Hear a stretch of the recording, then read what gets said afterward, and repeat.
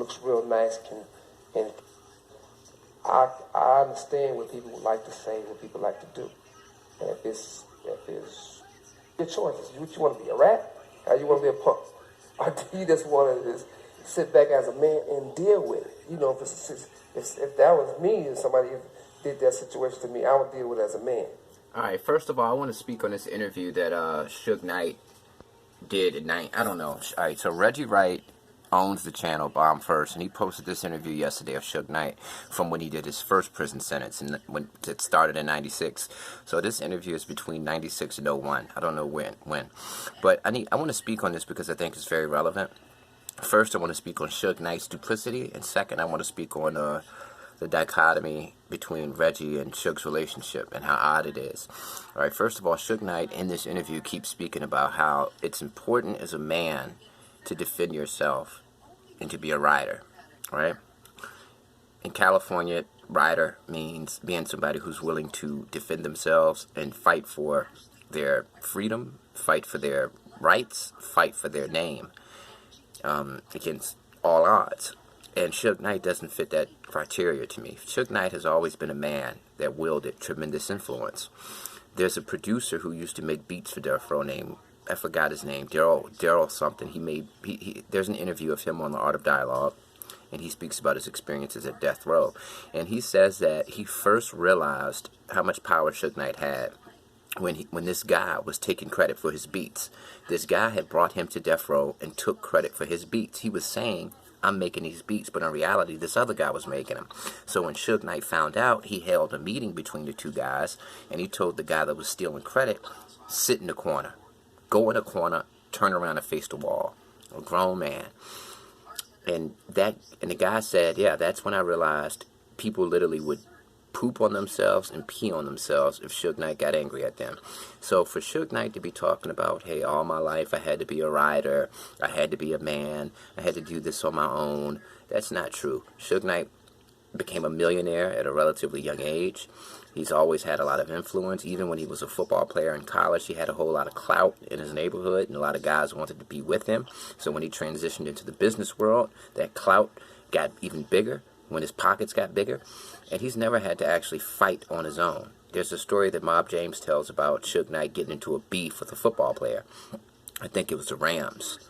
Mob James said that a football player spit on Suge Knight's car, and as a result of that, Suge Knight got all of his blood homeboys, to fight them. And he said that Suge Knight didn't fight back, didn't fight with them. He got his friends to fight him. And that's what Suge Knight has always done. So it's difficult for me to sit here and say, yeah, Suge Knight was a rider. But he is a rider right now in his older age because he took his 28 years like a man. He didn't tell. He didn't snitch on anybody. So, yeah, I can say that. But at the end of the day, in terms of when he was free, I don't think that Suge Knight was really the definition of a rider because he always had other people to do things for him. People were always willing to do things for Suge Knight because they wanted to impress him. He had a tremendous level of influence. And I think it's sad, man, that Reggie Wright posted this interview because it makes you realize that, wow, we're looking at an interview of Suge Knight from when he first went to prison in the late 90s after Tupac died. And he's in prison again right now for 28 years. And it just shows you how sad the whole Death Row thing was. Suge Knight was a millionaire. He was on the vanguard of ownership in rap. You got to understand, in the 70s and 80s, there was no money in rap. In the 90s, that's when the rap industry finally became a billion-dollar industry. And Suge Knight was at the vanguard. He was one of the first to actually own a record label, and he was a young black man. So if he would have stayed on the proper positive trajectory in life, he would have been a Dr. Dre. He would have been like Nas. Nas invested in Ring doorbell security cameras when they first started out. Billionaire. Suge Knight would have been a billionaire. He would have been a billionaire 30 years ago had he stayed on the right track. So it's very sad to watch these interviews of him from prison.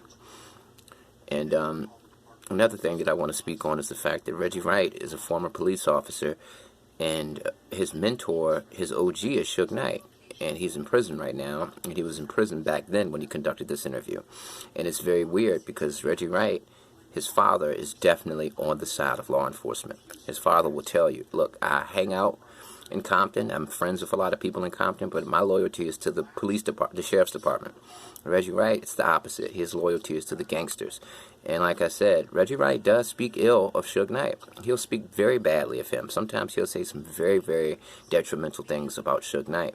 And then on the other hand, he'll defend Suge Knight. And I understand that duplicitous nature. I understand that they have a love-hate relationship. But at the end of the day, I just think it's very odd of a relationship. Reggie seems to embrace the negativity of Death Row, like he's posting a video of Suge Knight in prison.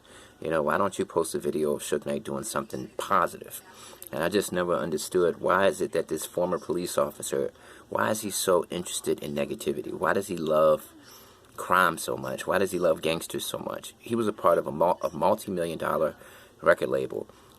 And when he looks back at its legacy, he doesn't look at the positivity from it. He looks at the negativity from it. The gangbanging, going to prison, the fights, the Pyrus who were about their business. He never talks about anything that was actually productive, constructive. Hey, we were in this meeting. In this meeting, I learned about finances. I learned about investing. We met these economic advisors. They taught us this. Reggie could give us a lot of knowledge because he was around Death Row in its heyday. So I'm pretty sure he learned some positive lessons from that experience that he could transfer to us. Hey, when I was at Death Row, I learned about this, I learned about that. But instead, he wants to talk about, oh yeah, they were banging. Oh yeah, we were beating people up. Oh yeah, here's an old throwback prison interview of Suge. So I just never understood, Reggie. If you're going to put yourself in a position to defend the Death Row legacy, why don't you defend it in a positive way? That's my thoughts. Peace.